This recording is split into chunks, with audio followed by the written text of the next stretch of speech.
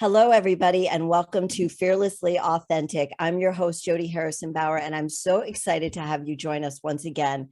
And if you are new to the show, please remember that this is the place where you are educated, empowered, entertained, and inspired to go live a fearlessly authentic life. So if this is your first time listening, you are in for a treat with my guest today. And remember to rate, review, and subscribe. We have a 5-star rating. I want to keep it that way. I love hearing from all of you. Keep the emails coming. You could DM me. You could also see my interviews on Fearlessly Authentic.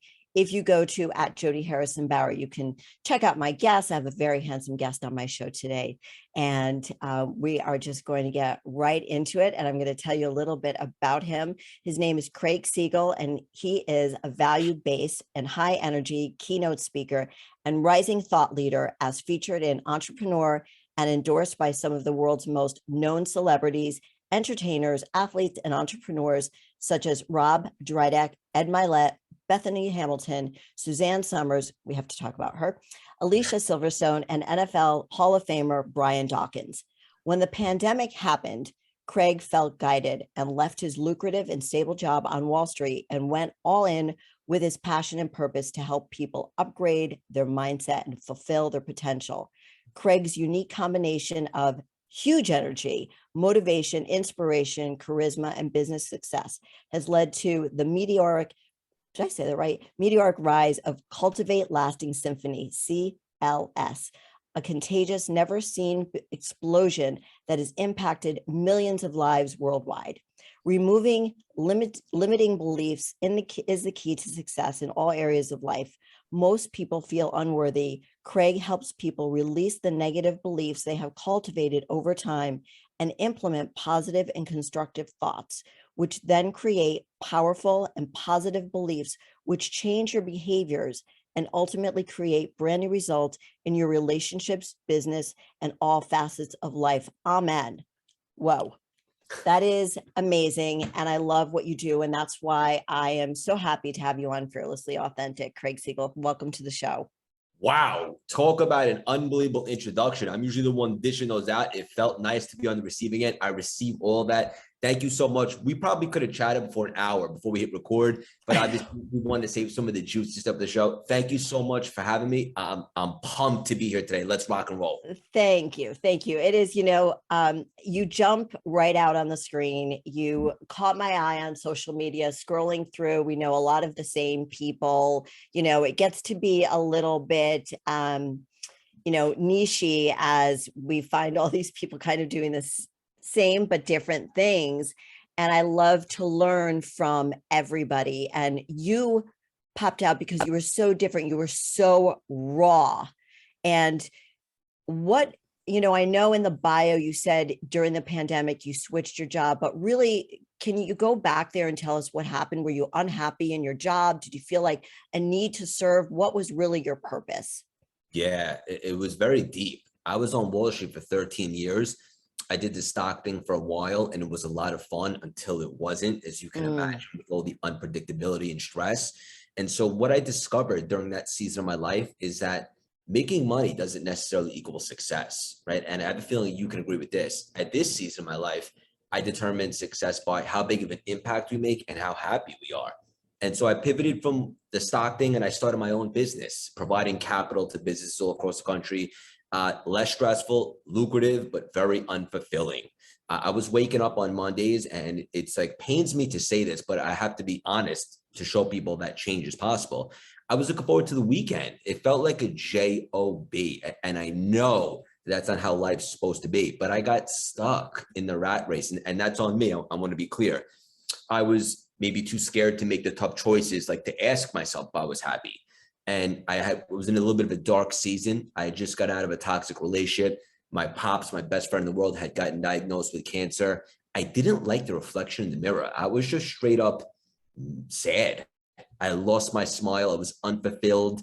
And it was just a dark chapter. But I think we all need to go through that, because sometimes we need to see the darkness to want to see the light. I started running. I got really into it. I started running a bunch of marathons. In fact, I ran one last week in Chicago, and that was great for me. I saw that. Yeah, hell yeah. It was an outlet, right? It was an opportunity for me to be a gladiator in an arena. And the reason why I love running is because you're not necessarily competing against other people. You're competing against you, that voice in your head, just like life. And so I fell in love with it, but I wasn't looking to become a professional runner. Fast forward the pandemic, bang, global awakening, at least for me. I looked around, I had to shut down my office. I couldn't even work if I wanted to. And I just saw a lot of people doing a lot of Netflix and a lot of day drink. And I said, that's not going to be me. I'm available, maybe for the first time in my life, to put myself in that frequency to receive creative, divine downloads. Why am I here? What would make me happy? I know I'm here for more of an impact, to make a contribution, to leave a legacy. And so very quickly, once I feel like you're saying exactly what I feel in my oh, yeah. brain, but I'm Well, I like already knew there was going to be 30 years, but I'm like 30 years older than you, but it's just taken me a while. But you look younger than me. No, not true. Not true. But so anyway, so very quickly it came to me. I've always been obsessed with personal development. I use it to have success in different areas of life.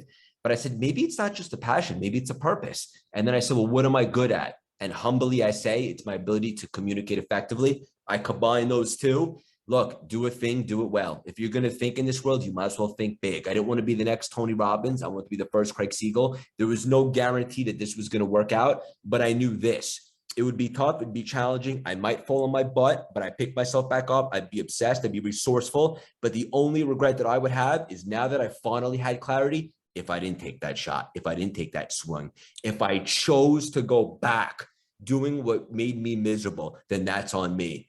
I shot my shot. And very humbly, I say over the last 2 years, the brand has exploded. We've one of the top business podcasts on the planet, sponsored by Mark Cuban, speaking all over the country, now worldwide. We just got a big book deal, communities, coaching, all that stuff. Sold the business on Wall Street. And this is it for me. And I'll land the plane with this.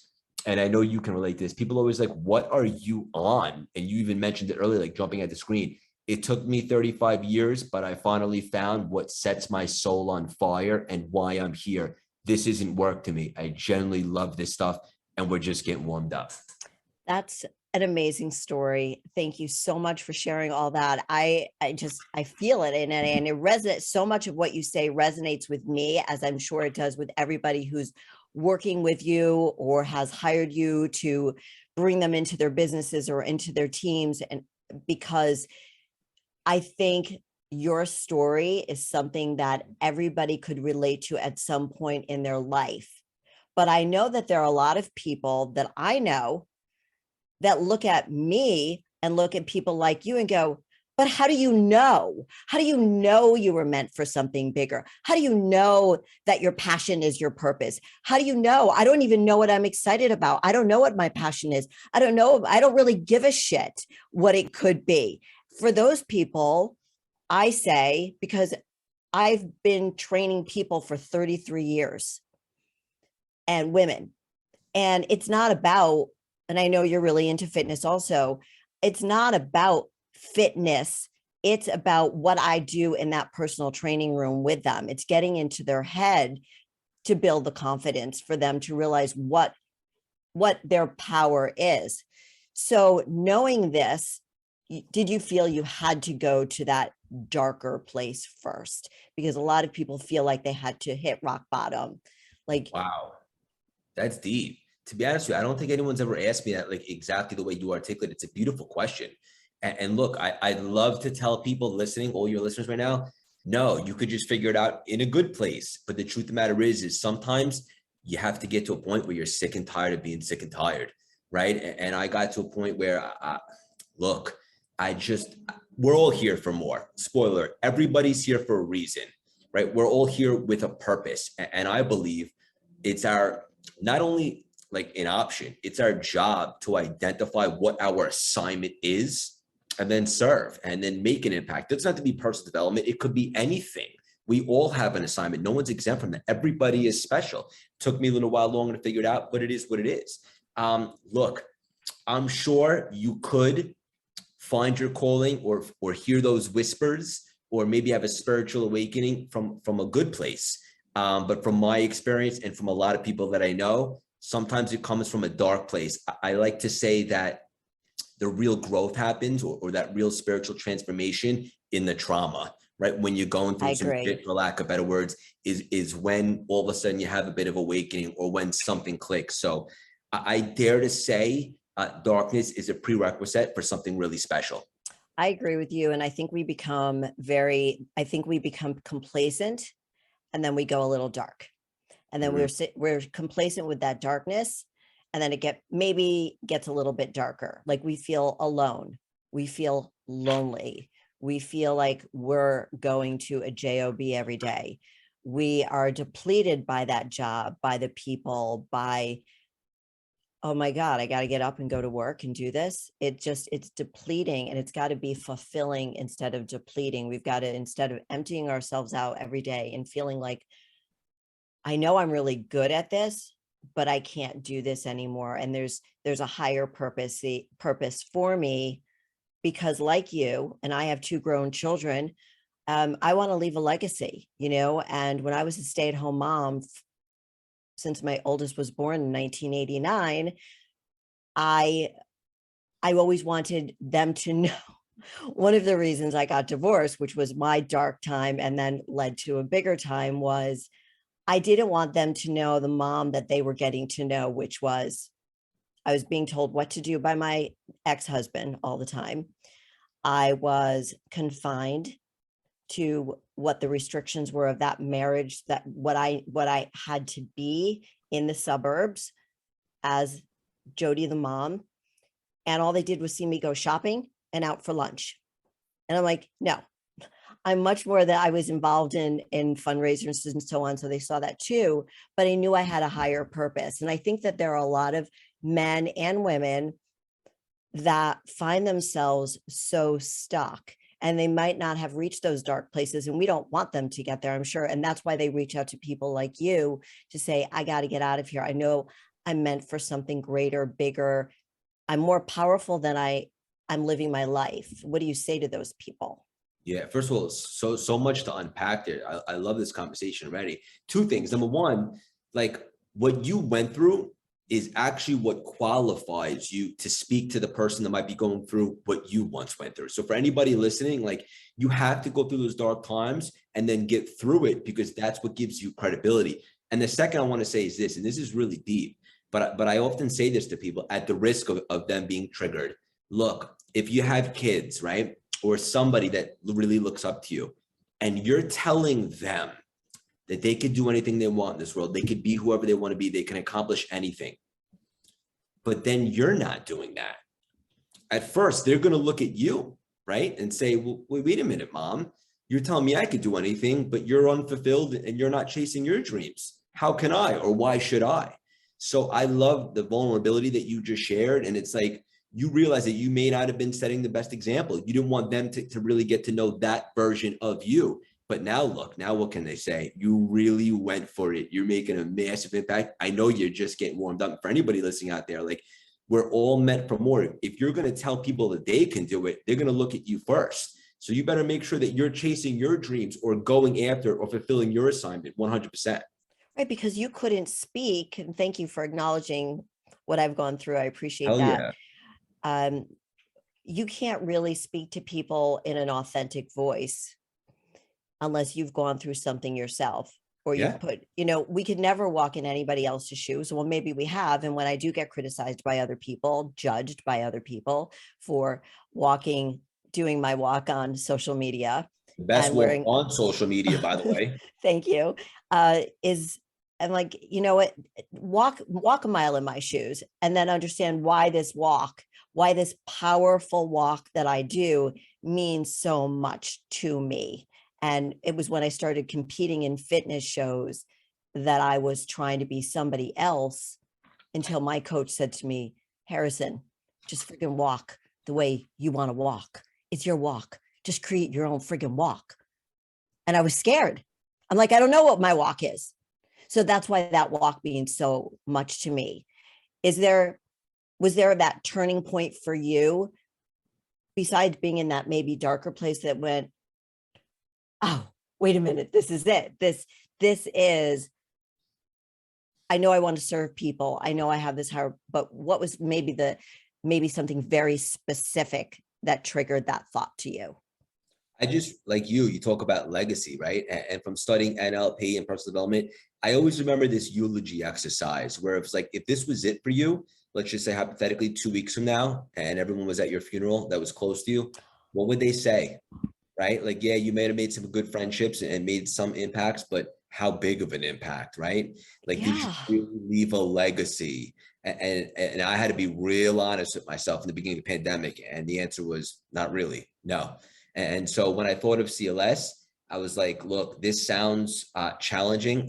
Believe it or not, I'm pretty shy. I'm an introvert. At the time, I had 300 Instagram followers, and I just said, I got to put myself out there. I got to be 100% authentic and vulnerable and myself. And I'm not going to be everyone's cup of tea or glass of whiskey, and that's okay.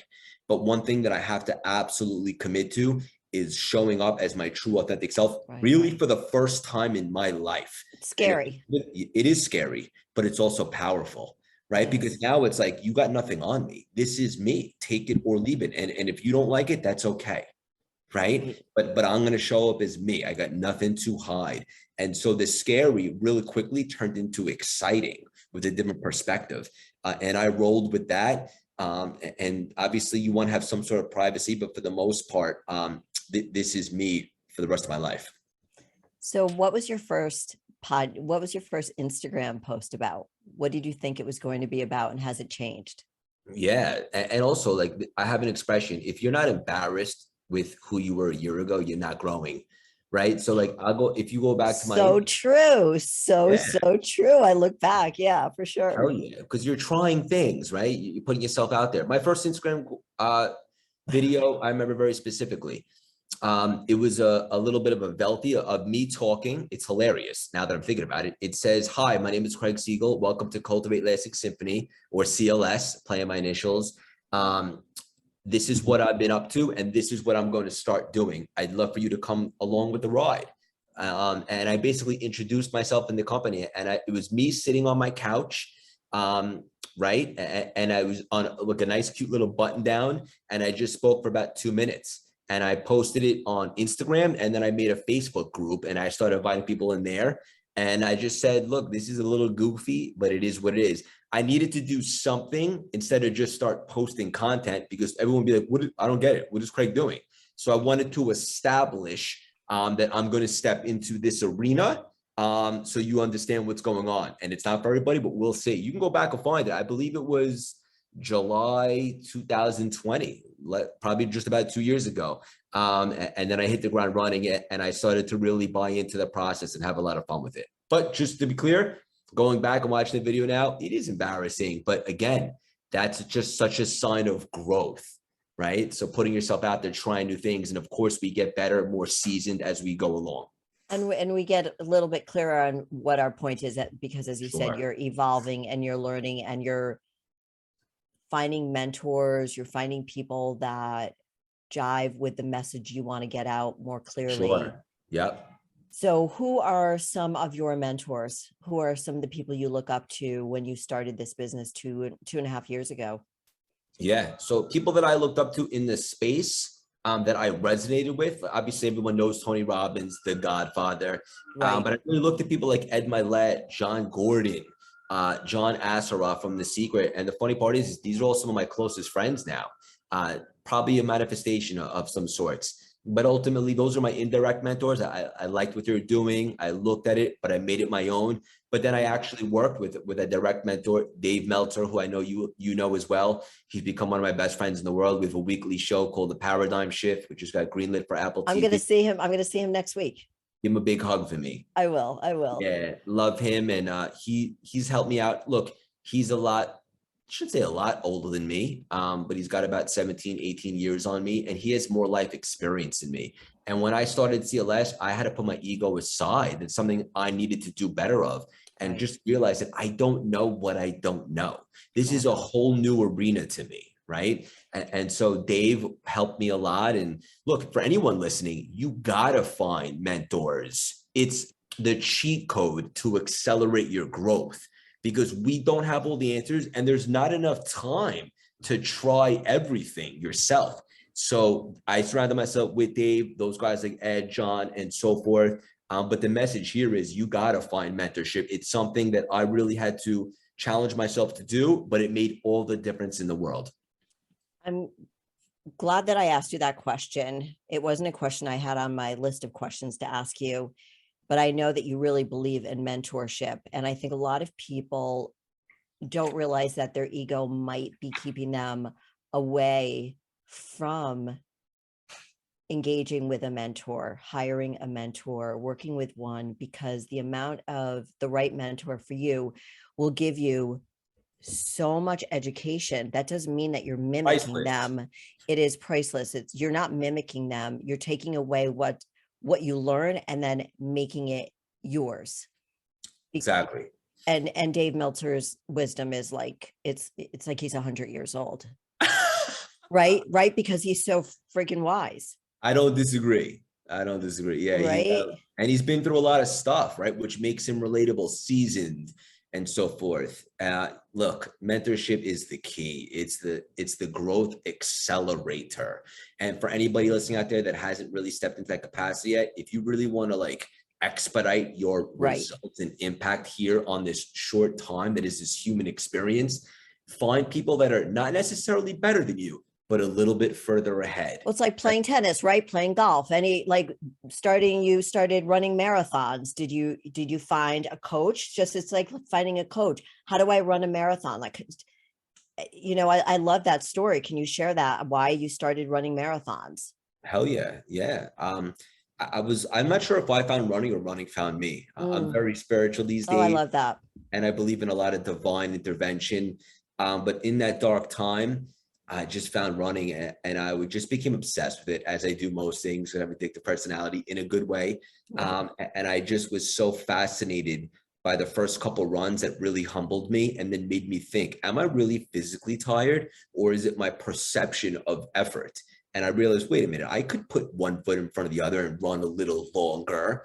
And the next thing you know, I'm running 4 marathons that year. And I just think I think running the sport is so pure, natural, and beautiful. I'm romantic about it. I think that if anybody is physically able to put one foot in front of the other, you can run far. It's the voice in your head. It's the ego. It's the devil, whatever you believe in, that we have to create systems to block out that interference. And I just love the correlation between running and life. I've never run. I stopped rowing crew because I had to run. I went to school in Boston, so I had to run from, I went to Simmons College up the street from Kenmore Square, and we had to run to the Harvard boathouse. That's where we rowed. Yeah. And I stopped rowing because I hated the running so much. So rowing sounds like a cool sport. It was really cool. It was really fun, but we had to run there. That was our warm up. And I'm like, I was like, you're right, exactly. But so then what happens is, let's just talk about this hit and run accident you had just a couple of months ago. What happened and how are you? Yeah. It's funny. A year ago, I was at a speaking engagement with Dave and some other people, and I got injured playing football on the beach with the boys, and it was misdiagnosed, a sprained ligament. There ended up being a tumor in my foot. I got surgery, crutches, stitches. It came back benign, thank God. And I still ended up running the New York City Marathon to inspire my dad, raised some money for cancer. A couple months later, with no physical training, ran the fastest I ever ran. This year, it seems like, congratulations. Thank you. It seems like something always happens right before a marathon. But let's change that perspective. I was crossing the street like I always do on August 12th. And I looked to the right on 37th between 1st and 2nd. And it's a side street, shouldn't be that busy. There's a blue car coming right at me, speeding. I can't even believe it. By the time I see it, it's probably like, I would say 6 feet away, maybe less. And I just said to myself in that split second, I ain't getting out of this. But how do we minimize the damage? So I planted my feet and I put my forearm out, because my thought process was, if this thing destroys my arm, I could recover potentially. But if I flip over this car and land on my head, maybe not. Right. So it hits me right in the arm. I spin around and it grazes my hip, takes off, two red lights, gone. I was really shaken up, more mentally than physically. Physically, I can't even believe it. Not a coincidence. Physically, relatively unscathed. I'm fine. You knew it. You knew it. You knew it. Even as you saw that car coming, you knew it. I believe you knew that you were going to walk away unscathed. I wasn't scared. No, I could tell that. And I don't even know you until today, but I could tell that about you. No one's ever pinpointed that like you just did. I really wasn't scared. I was more playing like, oh, how do we be proactive? Right. Yeah, but emotionally, I was shaken up a little bit. I ended up finally getting the footage. And look, this is like a topic for a whole different conversation, but New York City's a war zone right now. It is. You know, the NYPD was basically like, even if this guy came in and confessed, he'd probably go to court and get a ticket. It's just, there's no consequence these days in this place. I'm like, that's sad to hear. It gave me a little bit of closure. It is what it is. I know what happened for me, not to me, and I'm moving forward. It is what it is, you know, but I don't believe in coincidences. I feel very blessed, but certainly a crazy situation. The lesson that I got from it is, look, I wasn't one of those cats that was like in a dead end job and, you know, miserable, where I needed a new lease on life. I'm already exhilarated at this season of my life. I'm on fire for life. What it did do is help me be even more mindful, present in this conversation right now with you. I don't care about my meeting at 12. I don't care what happened before. I'm just me and you right now. I just want to be as mindful and present in every single encounter. Definitely shook me up. But I know what happened for me, not to me. I say that a lot to people that I love all the time. And of course, my dog is going to bark during this. And she's not a little Shih Tzu either. So I apologize. She doesn't normally come in here with me. So it happens for you, not to you, because we could either have the victim mentality, right? Or I look at things, and you do too. Why is this happening for me? Universe, explain to me why this is happening. And for people who cannot grasp their head around that mentality, excuse me for 1 second. I'm going to just pause this. Sure. You have a great thought. Okay, here we are. We're back. We are back. So how do you help people wrap their head around that mentality? Because I'm sure that's part of the CLS experience. How do they wrap their head? People come to you that are feeling maybe a little broken, maybe a little scared, maybe unsure about what the next step is, but they know they're not fulfilled. They're not joyful. I use the word joyful a lot because joyful, fulfilled. But when somebody just doesn't get it, they see somebody, they hear somebody like you, and they're like, I want to be like that guy. How is he so positive? How could I wrap my head around this and change my mindset? How do you help people like that? I think that extreme ownership and accountability is massive, because when you live your life with extreme ownership, you're never a victim, right? Like, even when like my team, because we're hiring and scaling and we're growing fast now, and like if my employee does something or didn't get the result or makes an error, I don't blame them. I say, how can I have communicated more effectively so that she could have done her task better, right? And like, I just, in every single situation, I assume ownership and accountability, that it's always up to me. And when you have that mindset, you're never a victim, right? Because you're never having a pity party, you're never feeling sorry for yourself. Say that again for me. I love that. You're never a victim. You're never feeling sorry for yourself, as long as you assume ownership and accountability. For example, when I had the tool in my foot, I was shaken up. Nobody likes to hear that word. Or even when I got hit by the car, I said, I don't know exactly why this is happening right now, but I'm excited to find out. I know that there's going to be a big lesson that's going to propel and protect me even further along. Whereas the old Craig of 3 years ago would have certainly had a pity party. Why me? Right now, it's more like, try me. And it's just a mindset shift. And when you choose, and I want to be clear with that, it's a choice to live life like that. You're no longer ever a victim. You're always taking ownership and accountability. And that's just a more powerful place to operate from, in my personal opinion. How did you get there, though? What kind of work did you do on yourself? All the work, every single day, staying mentally fit, feeding myself, reading books, listening to podcasts, sharpening the axe, speaking to people. I'm always working myself each and every single day. So it's just, I just chose to reinvent myself in this world. And part of the new DNA that I was going to reinvent myself with was accountability and ownership. And trust me when I tell you, for the audience listening, that's like, that sounds great, but these are my circumstances. This actually did happen to me. That's a choice. That's a perspective. And that's your choice to see it that way. I completely agree with you. Let's talk about your fitness routine. You show on your social media platforms, you working out, and you and I share a love of fitness. I've been working out for 40 years because I'm not old. And I talk about how it's more mental than it is physical, that the outside of our bodies are a reflection of the work that we've done inside of our head. Ooh, And so much love of what we need to get through life and stay determined and not feel victimized and understanding why things are happening for us has to do with that physical and mental balance.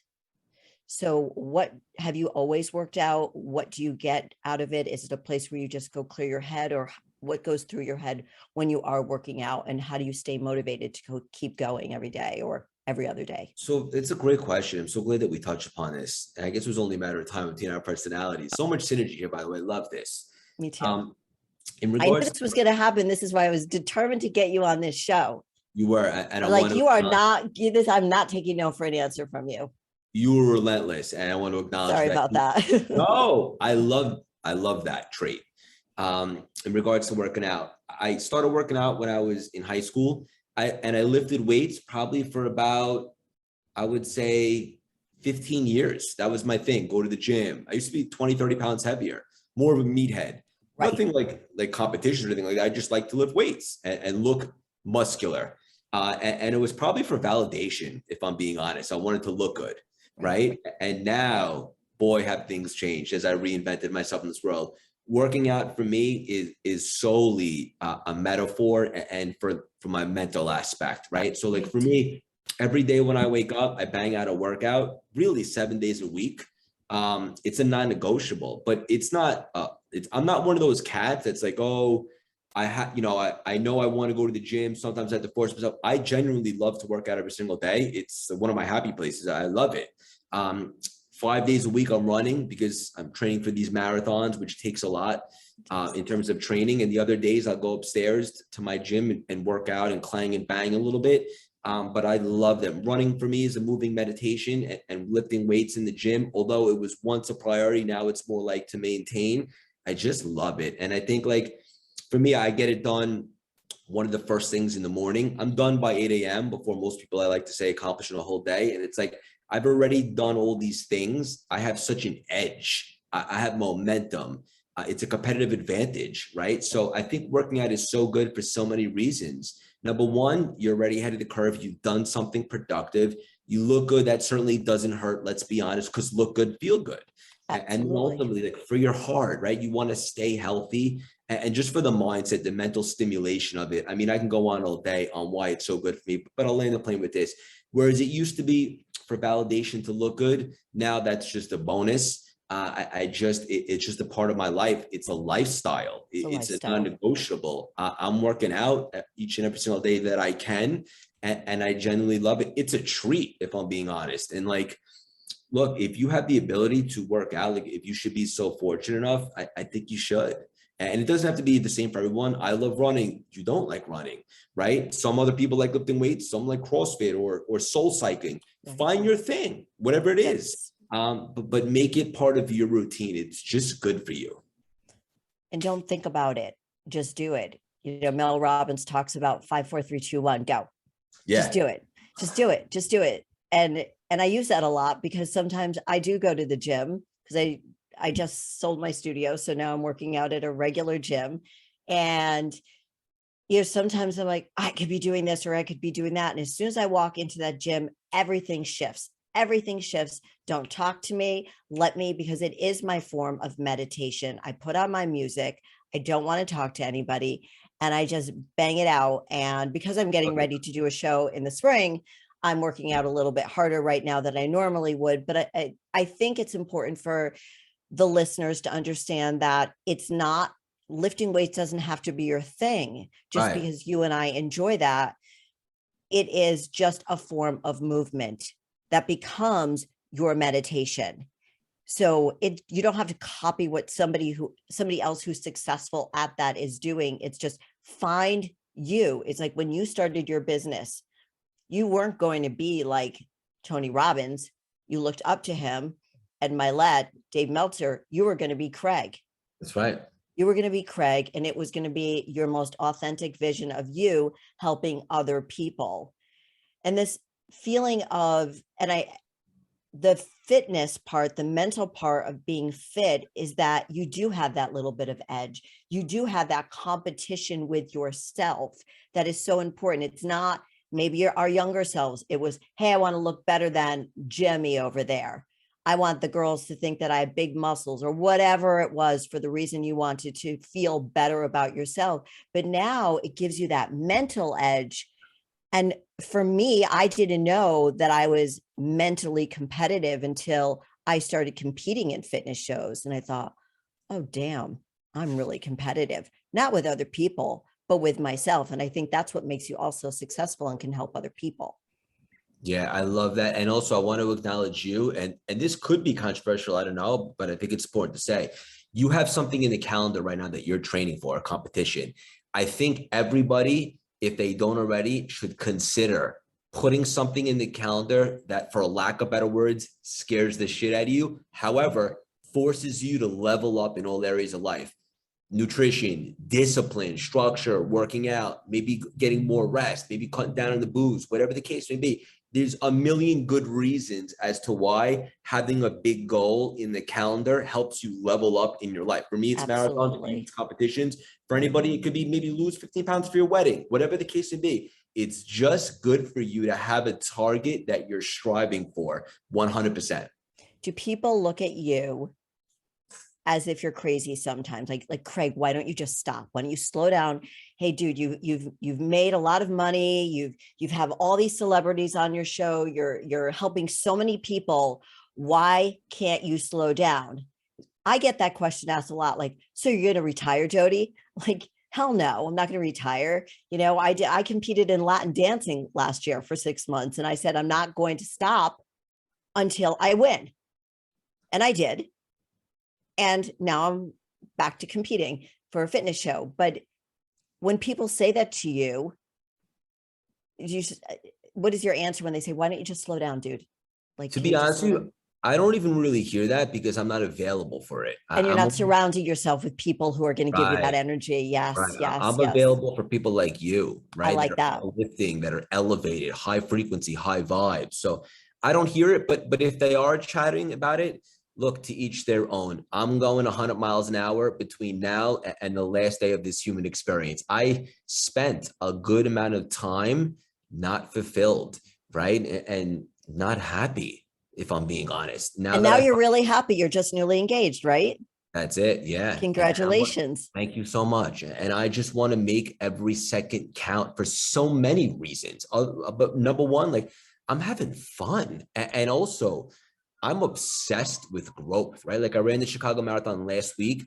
I had a PR, which is the fastest I ever ran. And I was disappointed because I know it was a miss. I had been training really hard and I know I could have done better. And people like, why don't you like be, I'm very thankful and grateful for that time. Right. But I know I could be better and I want to be better. Right. And I'm obsessed with growth. And I think it's a great obsession. So for anyone out there that doesn't vibe with the fact that I'm not slowing down, maybe I'm not for you. You're not for them. Right. They can get off the train. That's okay. Absolutely. I completely agree. Do you ever have a day where you're not driven? I mean, you've got to be somewhat normal, right? Yeah. There's got to be, and what do you do to get yourself out of that hour or two funk, or maybe it's a day? Yeah. What do you do? Good question. So of course I do. I'm human, right, as far as I know. And you know, back in the day, those might've been weeks. Even maybe a year or two ago, that might've been days. Now I try to minimize them to just moments. And the best way I know how to snap out of those, if they do come, is to, number one, be super grateful for something at the moment, because you can't be pretty miserable and grateful at the same time. And then number two, what I like to do is I like to stack magical moments. And what I mean by that is I'm not worried about what's going to happen later in the day or what happened yesterday. If I just bring my A game and give everything I got to this one activity, like this conversation right now, it's like a portal to expansion, being super mindful, right? Like I'm not big in meditating, but one thing I do know is the more mindful I am and present, it becomes a portal to expansion. So like the only thing I'm thinking about in the world right now is you in this conversation and how we can deliver best for your audience. And if I was having a bad day before this, it's gone because I'm just so mindful and present with you. And then all of a sudden it's like, we have momentum. Now I can't wait for the next activity. And so I guess my best advice would be for anyone listening is just do the best that you can with your next task. I don't care if it's brushing your teeth, do the best that you can, get a little momentum, forget about what's happening later or what happened before, and just be present and mindful. And all of a sudden it brings you to that moment and it gives you momentum and helps me snap out of a funk. How do you help people who struggle with that? I'm not a big meditator either. Yeah. I find the meditating again. When's your birthday, Jody? I'm a Capricorn, 12/27. What about you? April 27th. Oh, so you're a Taurus. Correct. Yes, I'm married to a Taurus and I was married to a Virgo. So I like earth signs.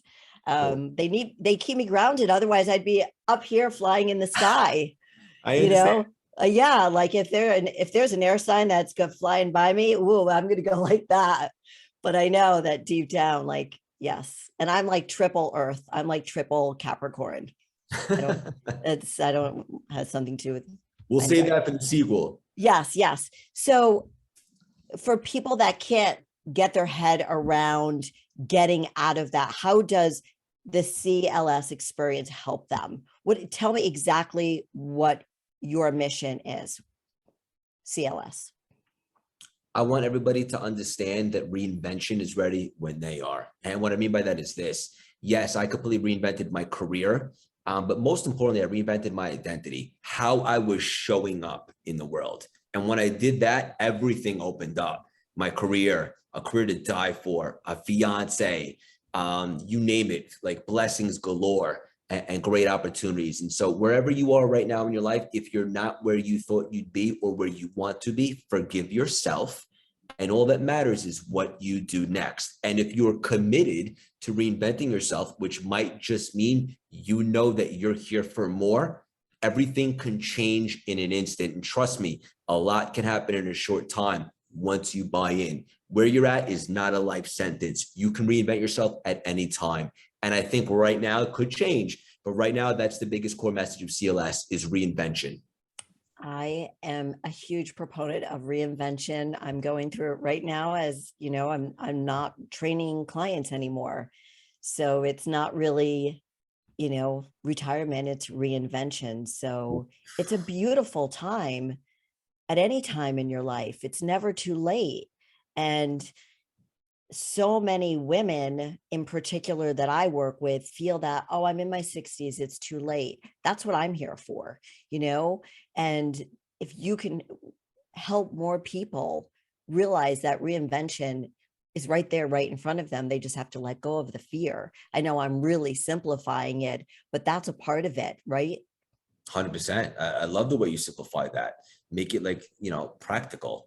Let go of the fear. And also, like, if you're being held back, that's your ego telling you that you're not here for more, right? That you should play small. That's nonsense. You're here to play big. And just remember, every time that you show up as your highest self, you're encouraging other people to do the same, right? The biggest ROI, return on investment, is that somebody's going to breathe different oxygen because you and I showed up and had this conversation. They'll come back to you and say, Jody, I heard your conversation with Craig. You really shifted my perspective. I started to think differently. That's what it's all about. Yeah. That's a beautiful thing. That's my goal with everything that I do too. And that's why I knew we would really vibe. So what do you do for fun? This. I know that's not the best answer, but I get it. It's funny because these are my dinner conversations. I love growth. I love this stuff. I run marathons for fun. I'm obsessed with that stuff. I love to hang out with my fiance, my family. We're planning a wedding. I love to laugh. My guilty pleasures are I love movies. I love to watch a good movie. I love professional wrestling, which surprised people. It's kind of funny. I heard that you like that. Yeah. What's that all about? I just grew up with it. I always loved the Yeah. larger than life figures. Now I've become really good friends with a lot of them. Some of them have been on the podcast. My soul is lit. This is what I do for fun, but it's also a career. You can't Me too. I beat that. love doing this. And this to me just fills me up so much because I want to help people with people like you live that fearlessly authentic life. Because for me, I was scared of being my authentic self for so long. And I think a lot of people struggle with that. And every time I think about, well, maybe I'll change the name of the show, I'm like, no, I like it. I really like it. And I think that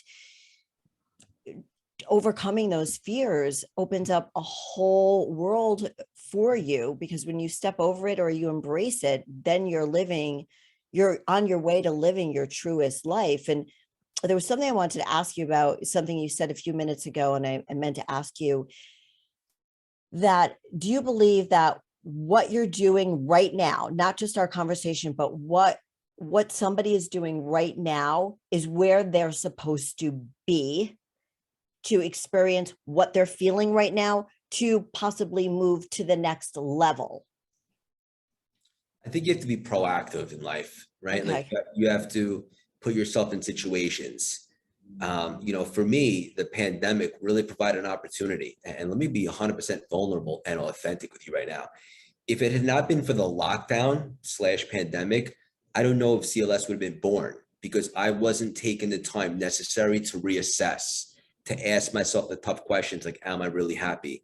Again, I don't believe in coincidences. Everything happened for me. So I think you can't just sit around and say, oh, I'm exactly where I'm supposed to be. You have to take some sort of aligned action, go to an event, listen to a podcast, surround yourself with people that are a little bit further ahead, figure something out, grab a journal, right? Get some clarity, ask yourself what your passions are. You got to do something. You can't just sit still. But also there's a thing to be said about working in the feminine energy, right? And then allowing. It's not always grind, do. Sometimes it's just be and allow. But I ultimately, love I love that you brought in feminine energy. hell yeah, something I've really worked on. And Uh, I've worked on it too, because I've always gone forward with masculine energy. same. And well, you're a man. So for Yeah, me, going forward, having a business, competing, being a single mom, it was like first being a firstborn. It was all of these, trying to please everybody, but yeah, also that lot of masculine energy that I have to pull myself back, which is probably why I did the Latin dancing, is to embrace more feminine energy. yep. And What also I, for the audience thing, real quick, that's like, what does that mean? The best way for me to simplify it is mhm, the masculine energy is the grind, do, where the yes, feminine energy is more be and allow. And they work hand in hand. And if you can find that unbelievable balance of the two, that's when the real magic happens. And I was always a doer and a grinder, but I've really started to understand, allow, and be to manifest, and it's really made a big difference. I want this conversation to go on and on, but I have one Cool last question sequel. for you. We'll do more. What does it mean for you to live and be fearlessly authentic? Fulfill your assignment on why you're here to make the biggest impact possible as your truest, authentic, realist self. Show the world who you are, and the right people will gravitate towards you, and the wrong people will gravitate away from you. And that's okay. Just make sure that you're 100% yourself, because your gifts are what make you special, what make you stand out. And that's what the world needs. Beautiful. Thank you. Thank you. I love that. Thank you. Yeah. Craig, it has been such a pleasure to have you on Fearlessly Authentic. How can people reach you? Come say hello on Instagram or all the social platforms at Craig Siegel _CLS. You can check out our website, cultivatelastingsymphony.com, how to join the community and work with us and so forth. Anywhere you listen to podcasts, the CLS experience. And if you love daily inspiration and strategies, you could join our texting community. Text the word Jody, so I know you found us here, to 917-634-3796. Wow, so many ways to reach you. I love that. Thank you so much. And maybe next time I'm in New York, I could come and see you. I would love that. Consider it done. Yes, thank you. Craig Siegel, thank you so much for being on Fearlessly Authentic. Until next week, everybody, go and live your most fearlessly authentic life. Thank you for joining us. Bye, everybody.